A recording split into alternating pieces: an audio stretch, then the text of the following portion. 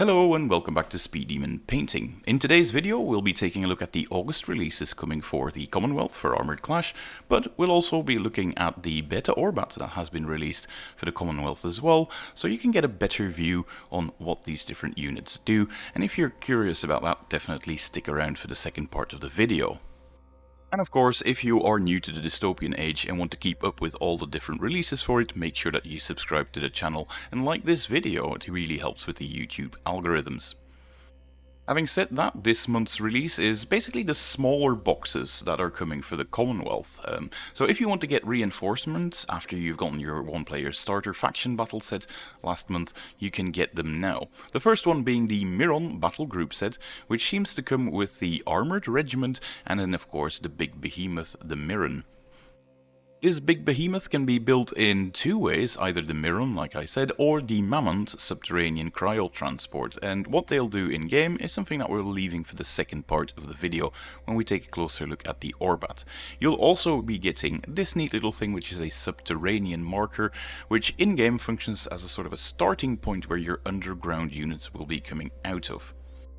Next to the big behemoths, you're getting extra armor reinforcements, which can be built either as Tsars or the Tsarevna strike tanks, depending on which one you built originally. You might want to expand on this, or you might want to opt for the second thing, which is kind of neat about these boxes. You're just getting extra plastics as well, so you can explore some of the alternate build options.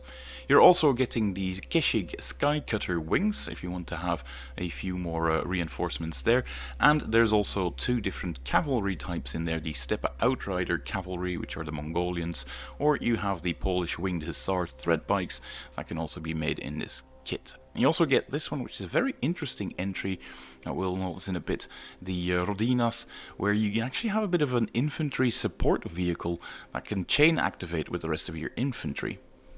And of course, if you're not interested in getting the big behemoth, you can still purchase these separately through the Commonwealth Armoured Regiment, so that you get more and more of these tanks. Now, you will traditionally need a lot of tanks to sort of have your infantry hiding out, behind, I should say, and that is really important in the Commonwealth, because traditionally the Commonwealth has a subsect of the force that is going to come underground, but it also has a force that needs to hang back and actually take the punches, and having a couple extra battle tanks definitely helps in that department. And if you want to get some extra infantry support, you can actually get these, the infantry regiments, and these infantry regiments actually come with two vehicles themselves, which are the Krot armored borers, or alternatively you can build them as these sort of artillery dragging vehicles as well. It's a bit of an odd entry, as we'll discuss in a bit, but yeah, really cool little models. And in order for these to work, you of course need two subterranean markers, so you're not left out with too few markers if you start expanding with these boxes, which is always nice to see. In addition to that, you get the rifle platoon, which is shown here. You also get some of these war dog regiments, which are very interesting in the OrBat, but also some of these berserkers that you can send out via that Mammoth transport that we've already discussed, and something really important, because your artillery tends to be subterranean in the first turn, you're also getting a lot of field guns. I actually think it's quite important to expand the infantry aspect of your Commonwealth force, so getting a few extra boxes of these is definitely worthwhile. One final note before we move on to the OrBat part, I haven't seen any mention of the alternate commander options in any of these boxes on the blog post, so that sort of remains to be seen, how you can get your hands on the commander units in different ways other than the faction starter. For instance, the Keshik that we have in the Armoured Regiment doesn't specifically mention the leader option, so I imagine that's something only available in the one-player faction starter. And I will be getting these boxes for review, that has been confirmed already, so once they are here I'll definitely let you know. So again, subscribe to the channel if you want to be updated about that. And as promised, for the second part we'll be talking a bit about the beta OrBat that was dropped as well, and if we're looking at how you select your force, well, you're going to have to get a Commonwealth faction battle group, which is what that first box was all about, the one-player starter set. You will need a commander, which can be either the infantry or the Keshig, as it was mentioned. You need 2 Commonwealth infantry or cavalry, so it's quite flexible. Doesn't really matter which box you get, you will be getting either one of these 2 to expand, so it's great that you can't really go wrong, and you can actually bolster 2 of them as well. So if you're just starting out with a skirmish force, getting one of the regiment boxes is a really handy way to expand on this way, and you can't do it in a bad manner. Both of them can be bolstered. The field guns are entirely optional, which is good to see. The armor can be bolstered, so if you're buying some extra armored regiments, like I said with the Tsar tanks, you can be expanding on them, because they're going to be a very important screen for your infantry units and your field guns to hide behind. The Rotorcraft can't be bolstered, so the Keshig need to be taken as a second unit, but you can bolster some of the aircraft that you select in this battle force if you want. Their special rule is a bit on the niche end of the scale, which means that if you're in a close quarter combat, you can issue an order, a special command to a Commonwealth unit, where the outcome of the combat is always a stalemate. This can be quite clutch if you've got some infantry defending an objective and your opponent is trying to ram them off there with some tanks. These guys will just hold their ground, which is nice to see, but it is not as ubiquitously useful like, for instance, Lionhearted for the Crown is. So apart from the main sort of battle group, you can get the auxiliary ones. The first one is the Bardish, which of course needs a commander as always, and it's great to see that you've got some cheaper options in there as well, and you can have your Keshik as an expansion, for instance, to take this one. You're going to need at least 1 unit of infantry, which will be mandatory, and you're going to have at least 1 unit of armor, but as far as I can tell, that can perfectly be one of those transport cot ones that we saw. That doesn't really matter, so you can get this with 1 box. Cavalry and field guns are optional, but you're not getting any aircraft, which isn't the worst thing. The mainstay units are the berserker gangs. You can also have the rifle platoons extra and the Krot armored borers, so this one is perfect to sort of get something to go up the board underground rather quickly. And the bonus that you're getting from it is quite useful if you are making a close quarters attack targeting a unit with a suppressed status, where you do have to suppress the opponent first. The general may discard a command and conquest card to reroll any dice showing a blank result, which is normally quite a strong command effect, which can be sort of neutralized by your opponent if he wishes to interfere, but you can't neutralize this, it just automatically happens, but it comes with that caveat of needing the suppressed status. And as we'll soon discuss, these mainstay units are definitely quite strong with both of these infantry units, because the rifle platoon is actually better in close combat than most other infantry regiments out there, and the berserkers, yeah, they're just made to rip and tear through enemy formations, so yeah, very strong little bonus there. The other auxiliary battle group is all about mobility, where you will be taking a commander, of course, and you will be taking 1 to 3 Commonwealth cavalry, and you can actually have 2 of them boosted, and should you want to, you can also have the Rotorcraft boosted as well. Infantry is optional and aircraft are as well, so this really is a sort of a harrying battle group where you're taking a lot of Steppe Outrider cavalry, but also the Keshik Skycutter wing, so it's really focused about the Mongolian fighting element of the Commonwealth, and well, it says so in the commander bonus, it's the legacy of the Khans. These 2 particular units have the hit and run with a specific value in inches mentioned there that they can use during the attack step. The general may choose to discard one of the command and conquest cards from their hand, and they don't just use the hit and run X value, but they have the same as their speed value for the duration of the activation, making some frightfully fast units even faster. The only thing that sort of puzzles me about this current rule is it says that they do not lose the on lookout status if it makes a free advance maneuver using the hit and run special rule. However, hit and run is currently worded as only working if you've made a close quarters or a ranged attack. It doesn't mention going on lookout anyway, and I think you have to give up your attack sequence to get that status. So something is still a bit off about this second part of the rule, so definitely checking out what it is once the final version hits. But yeah, that's the harrying formation that you can get with the Commonwealth. Now let's take a look at the different units that they have, and let's start things off with the infantry, where we've got the Asdaya berserker gangs. They basically come in units of 5, and very interesting, they give 0 victory points if you're just taking a basic unit to sort of annoy the opponent, which is kind of fun to see. But if you start reinforcing them, they actually do start to become a bit more valuable, apparently, and start giving away victory points. They don't really have a lot in terms of attacks, there's only the melee stat, but the melee attacks, they're quite serious business, because with 5, 10 and 15 dice, very nice and easy to remember, they get devastating overcharge as well, which is something that we've previously only seen with the Enlightened, and they get suppressive. Now, devastating, we of course all know, that means that if you have to round off your hits, or you got some excess hits that are discarded, you do end up doing a point of damage, which is always quite strong. Overcharge means that you get to flip the top of your deck, and that's the amount of dice that you're getting in addition to the normal attack dice. However, there is a catch to it. If you roll any blanks, you're actually going to cause points of damage on your berserker units as well. So if you make a particularly poor roll, you might end up killing your own unit.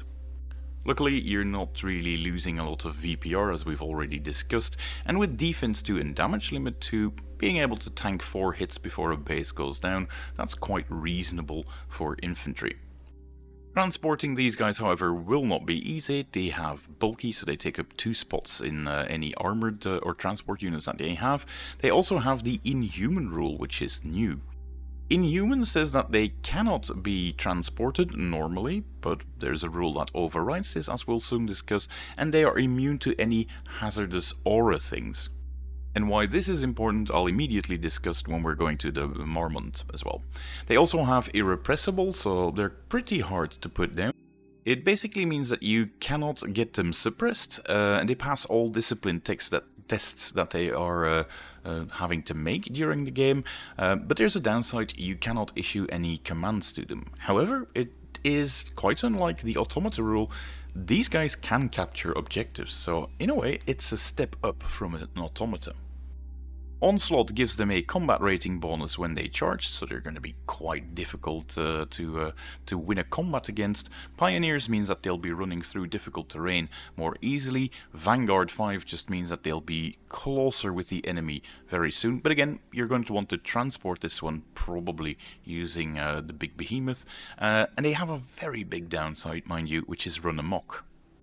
Run amok means that the unit has to charge during the movement step if it is able to do so, and then make, of course, a close quarters attack in the attack step.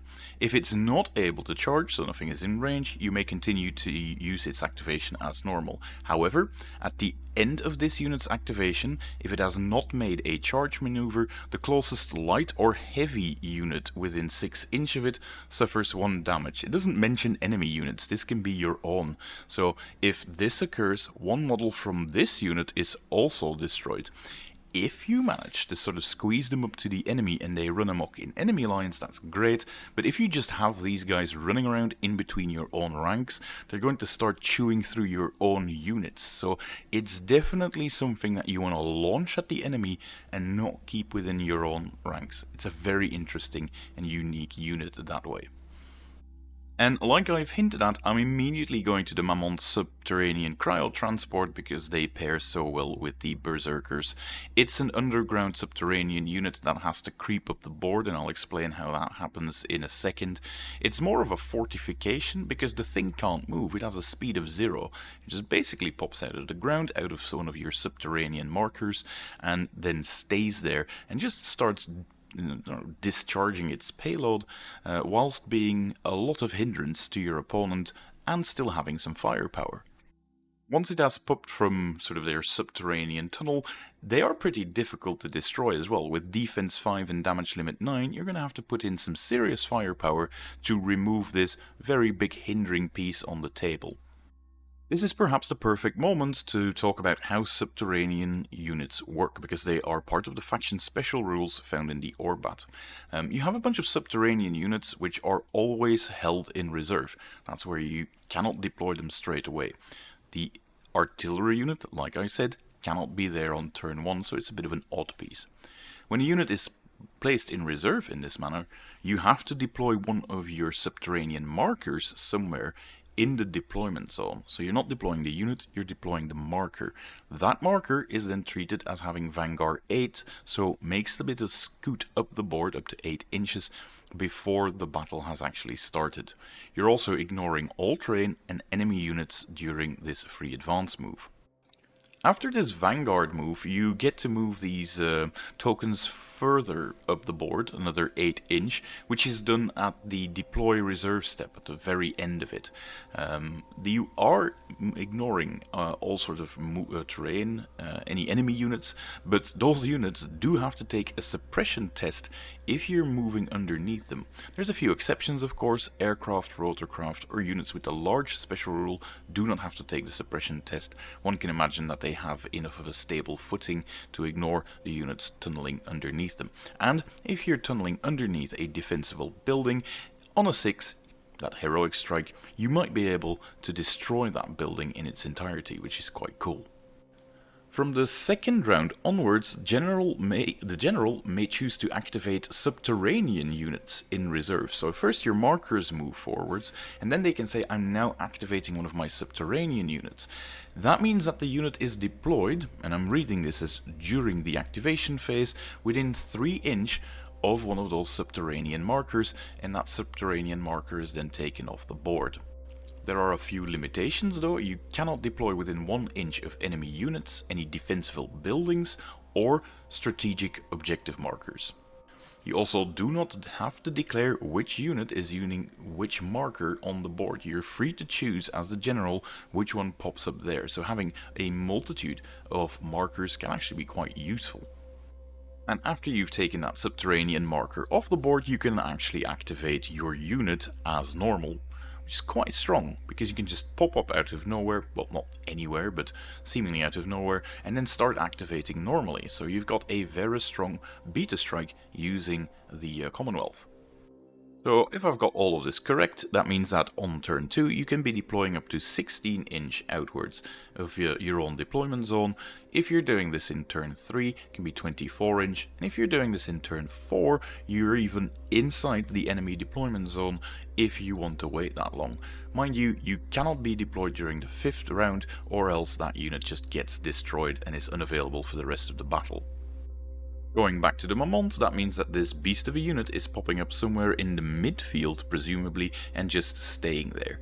There it will cause a lot of hindrance to your opponent, because it's got 2 specific rules that allow it to do so. The first one is Hazardous Aura, which has an aura of 6 inch around it that basically causes all units to be affected by hazardous terrain. Sorry, that should be difficult terrain. And it even affects units that are normally immune to this. So units with hover, pioneers, or stilted are still going to suffer hindrance from this sort of freezing aura. And the great thing about the berserkers that we just saw is that they are actually immune to this aura and are free to move around in and about in it, presumably because of their heightened metabolism. In addition, it also has the obfuscating 6 inch rule, which means that it is providing a concealment bonus, or penalty rather, to the combat rating for any opponents that are shooting at those units in that sort of area around it. Another thing is, when it pops out of the subterranean marker, it has dynamic entry 3 inch, which means that enemy units have to take a suppression test within 3 inch of where that unit is deployed. That happens before the movement step. Not that it is necessary for the Mamont to say that, because it doesn't have any speed, but it is important for some of the other subterranean units that we'll be taking a look at. And we mustn't forget, the berserkers are extra efficient in some of these battle groups when hitting suppressed units, so it all sort of ties in together and has this beautiful synchronization of attack, covering your own troops, hindering the opponent, and then sort of getting them debuffed for a big assault. It just works in a perfect symphony of destruction. And with a combination of assault ramp, a capacity of 15 and spacious, it is able to take a full-sized unit of berserkers right into the enemy line. But at that point, you are sort of investing a lot of points into that trick. This might all sound really impressive and very powerful, but it should be, because we're talking about a combined points total of 750 points to have a Mamont with 3 berserker units in there, or rather a full-size berserker unit. And if all of that wasn't enough yet, this thing has a bit of firepower as well, because it can make a ranged attack against both light and heavy with the same profile, with up to 13 dice, with suppressive and torrent, so it is ignoring all cover. It reduces the enemy's leadership, or discipline test I should say, and that is really important because it has the cryo rule, and that might just be the nastiest rule that can be found in the Commonwealth. If you are hit by a cryo attack and you fail your discipline test, that means that you get the activation token even if you've not activated yet that turn, so you're just frozen in place. So again, 750 points, but it can do a lot of damage if things go wrong for the opponent. This one is the one that I have got my eye on, but if you want to go for a different route and you want the Miron Super Heavy Borer, you can as well. This one is fairly similar in how it works with the Subterranean, so I'm definitely not going to go over all of that again. It has the same dynamic entry, but it doesn't cause that sort of aura around it to freeze opponents into place. It does, however, come with a lot more firepower, with a lot longer range as well, with indirect seismic, suppressive and turret. Seismic is another big rule for the Commonwealth, and it does something really cool. If the target becomes suppressed by the attack, and again it's a suppressive attack, so it's at -1 discipline, it immediately also gains the disordered status as well. And if you're inside of a garrison building, the fact that it's sort of an earthquake attack means that you're actually getting an additional combat bonus to this attack as well, which is all very cool and thematic. However, if you're attacking with earthquakes through seismic weapons, aircraft, rotorcraft and units with the hover special rule are going to be completely immune to the effect of that weapon quality. So yeah, that's something to keep in mind. The Americans are going to be very happy that their trains are hovering. And while you're shooting these seismic weapons at light targets, you're also getting a devastating turret that can work both against light and heavy targets for 10 dice, with the devastating keyword, of course, indirect, suppressive and turret quality. All of these weapons can just shoot 360 around them, but you do get a bit of a combat rating penalty if you're shooting in any other arc other than your front arc. So it is still important to point this weapon, or rather this unit, at what you want to kill most. And of course, the last thing to set it apart from the increase in firepower, is the fact that this is a heavy carrier for armor, which means it can either transport 2 basic units of armor, if they are not transporters themselves. There's no sort of babushka doll with many different units inside of each other. It has to be the Tsar tanks, basically, or some of the infantry support tanks. You can do either 2 basic units or 1 reinforced unit.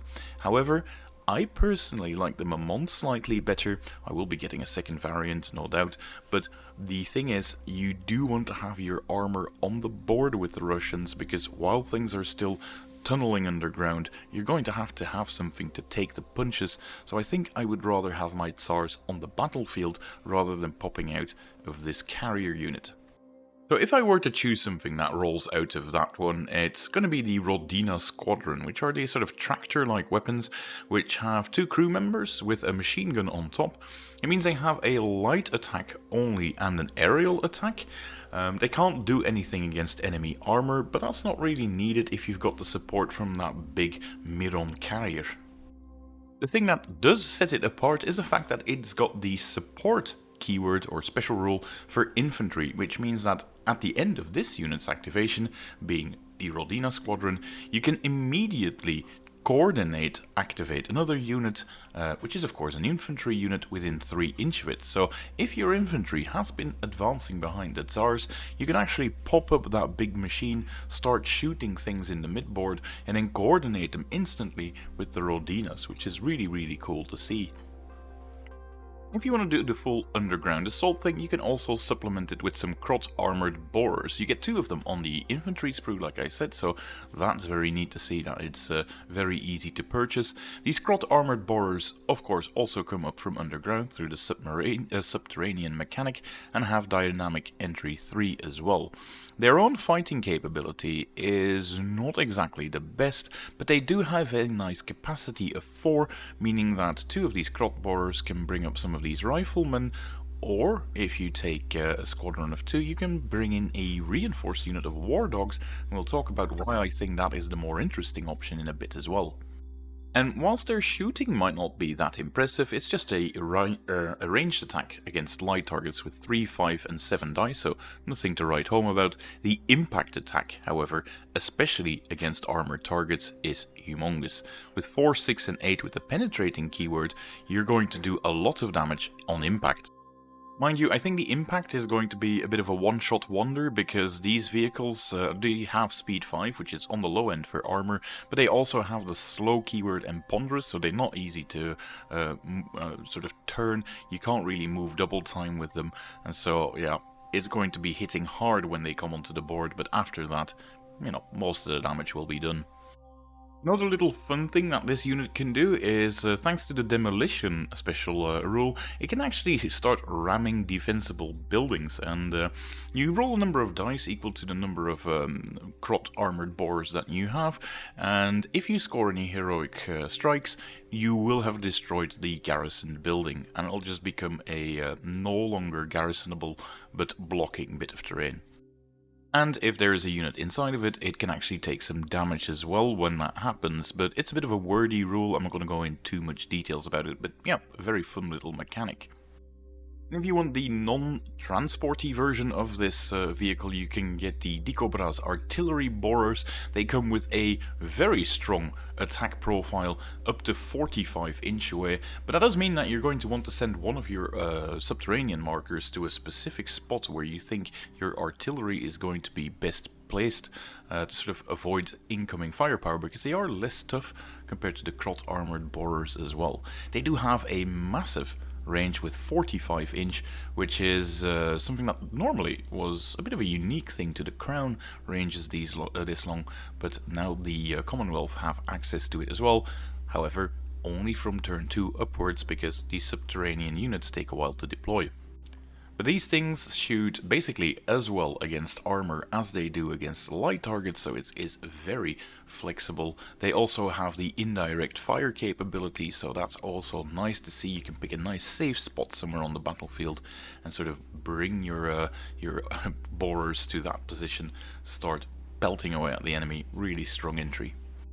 Now, by far the most interesting infantry unit to bring up the board with the Krot borers, though, are the Cossack War Dog unit. They have 2 very interesting attack profiles. One is a light attack, very short ranged, but with a decent point blank status as well, so if you get very close to the enemy, you're going to be doing a lot of damage, but thanks to the Krot armored borers, you can be getting very close to the enemy. And another very cool attack profile is their ranged heavy attack, which reaches out to 10 inches. It has the penetrating keyword, can be very devastating against heavy targets. However, it's a reactive attack, which means that you can only make it if you use the on lookout and make reactive fire that way. And with slow to fire, if they have been able to use that one, it does mean that you're going to have to reload before you get to use that attack again. So I think it's sort of a sort of demolition charge, or a dog with some demolition strapped onto it, I suppose, if it's a bit less ethical. But yeah, a very strong attack, a bit of a one-shot wonder against some of these armors, perhaps, but yeah, very interesting unit at least. And if these guys are able to get into melee with the enemy infantry units, they're definitely going to cause havoc, because, well, those are some very decent parentheses values with the shock, which means it's against light targets, with suppressive as well. strong entry, especially since they have Vanguard 8. There's no need for them to be in the Crot armored bores, but it's probably the smarter choice because of those very limited ranges. But if you're taking them in a skirmish level, it's not the end of the world if you're having them slog it out on foot. The unit that I would definitely have starting on the battlefield itself as sort of a rank and file troopers are the Riadovoy rifle platoons. There's 8 bases per reinforcement level, so that's already pretty good. It's the standard 2 and 1 in defense, but they're fairly cheap at 35 points. Discipline isn't exactly that great, but with a break limit of 3, you're going to want to take reinforced units of this rifle platoon, I think. And I think you can also fairly easily put these at full size at battle levels, so yeah, there's a bit of a strength in numbers there with these Commonwealth infantry. Also, a nice little thing to see, the command variant is just mentioned on the unit card, so you don't have an additional page left in the OrBat, which is great to see, because, well, the command variant really only gives the opponent some extra VPR, as is traditionally seen in all other OrBats, and you get the chain of command rule and command signals in there, so, yeah, it's a neat little way to make the OrBat a bit more compact. And if you're going to have infantry starting on the boards, like I said, you're going to want to provide some protection for them, and the Tsar battle tanks are excellent for this. The Tsar battle tanks are not the toughest, with defense 3 and damage limit 3. It's more on the lower end for battle tanks. In terms of firepower, they have a decent amount, but nothing excessive. They do have very flexible light and heavy stats, so that's great.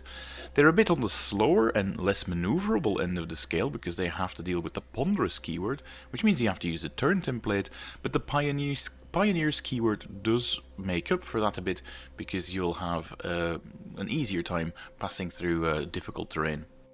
But the one thing that truly sets them apart isn't even mentioned on this page, and that's the fact that they're only 100 points per 2 of them, so they have to be some of the cheapest tanks you can have in game. So having them screen your infantry with cheap vehicles is a great little thing, while your more expensive and esoteric units that come underground will cost a lot more points and will be doing the hard hitting while your infantry and tanks hold the line.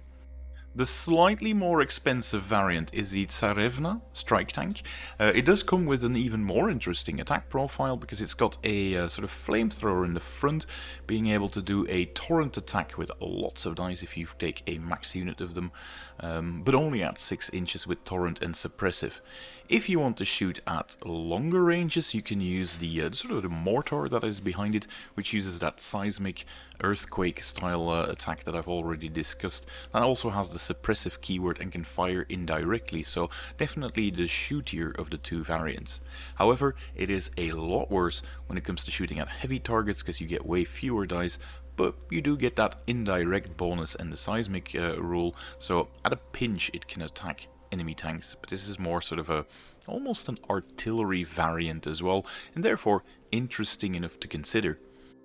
Now, if you're using the Tsarevna more anti-light type of tank, you're probably best off making your field guns into this ones, which are the Gobiata field guns. These are very strong against heavy targets with 4, 8 and 12 in the devastating keywords. These are not messing about what they do. They're quite strong, and they can shoot at infantry almost with the same efficiency, a bit less range, but with the same 4, 8 and 12 dice values, but without the devastating keyword. This is some very flexible field guns.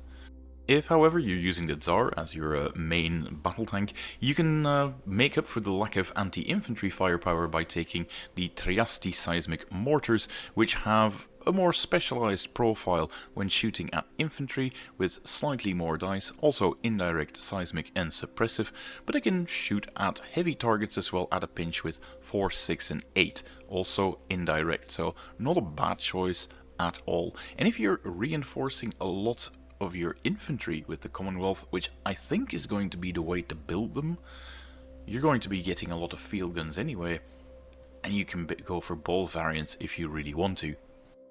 Now we've discussed the infantry, the armor and the different field guns, let's switch things over to the cavalry. Now they have 2 very two unit entries that are nothing alike. The first one are the Steppe Outrider Cavalry, the Mongolian Cavalry. And as you can see, they're sort of using traditional spears and bows, but armed with these sort of warheads on them that allow them to take out both heavy and light targets as a more skirmishing cavalry. They're very fast with speed 8, but they will die to a stiff breeze with defense 2 and damage limit 1, and have very low discipline, along with a reasonably low break limit as well, so you're definitely going to want to pick your fights with them.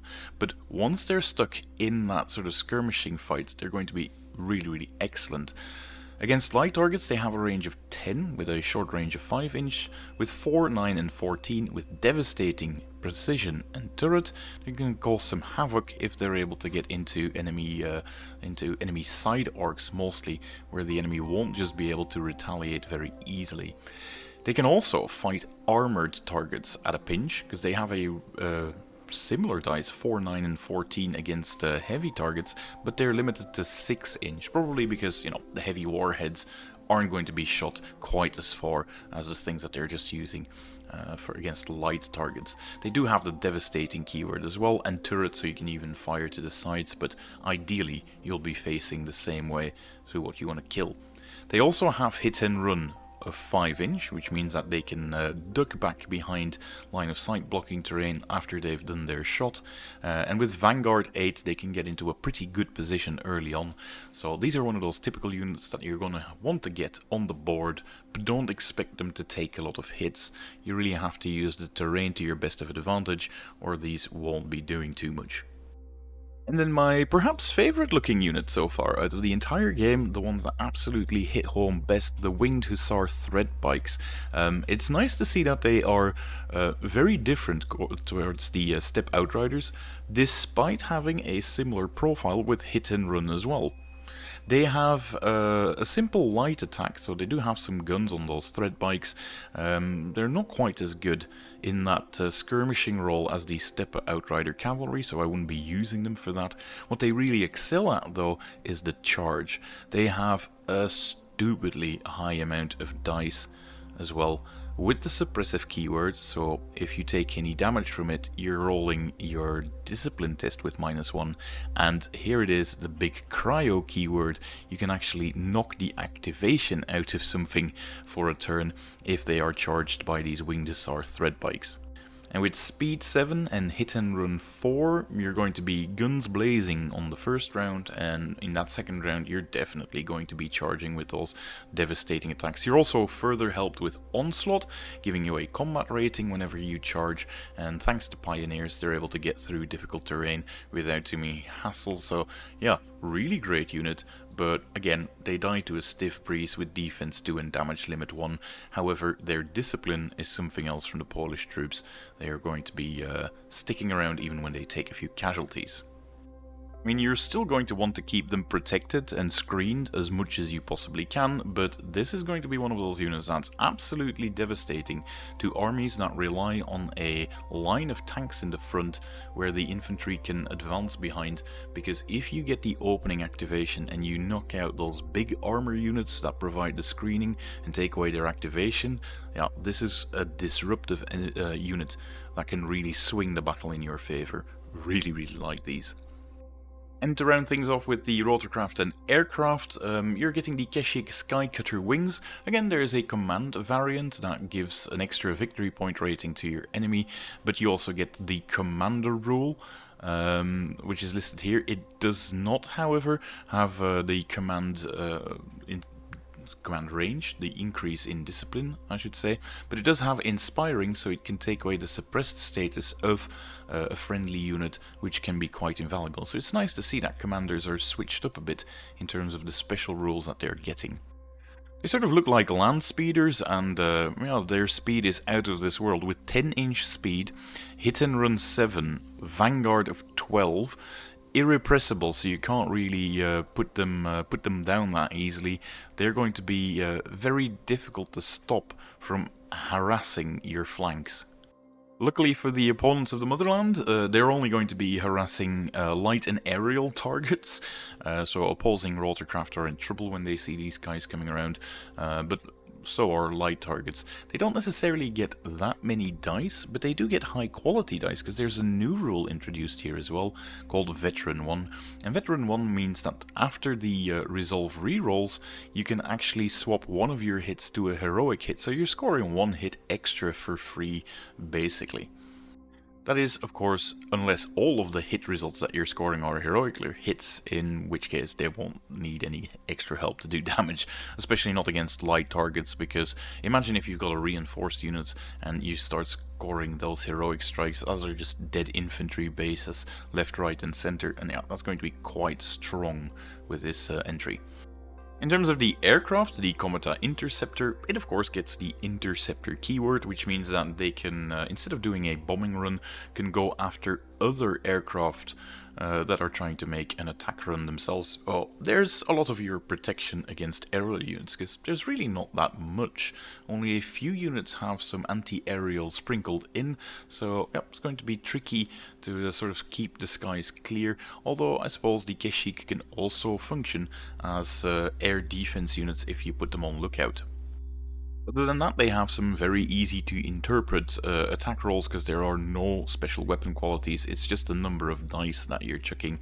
They are best against light targets, slightly worse against heavy targets, and just about as effective against aerial targets. So, yep, a decent aircraft interceptor as well.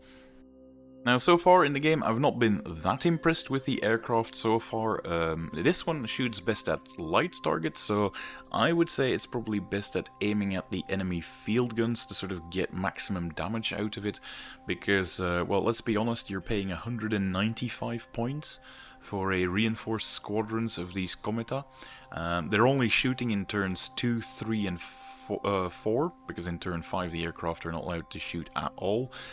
It's going to be hard to squeeze them in to a force that already has issues with a lot of their force not being on the board at the start of the game and having a lot of punch in turn 2 and 3, so it remains to be seen if these Cometa Interceptors are actually going to do much, and if there is a space at all for aircraft within the Commonwealth, because, well, we've got an overlap of rules there. But anyway, that was it for my little overview of the OrBat. I hope you found it useful. If you did, remember to give the video a thumbs up. That really helps with the YouTube algorithm. And I hope to see you in the next video, which will be a review normally of the new train coming to the Union. Until then, bye!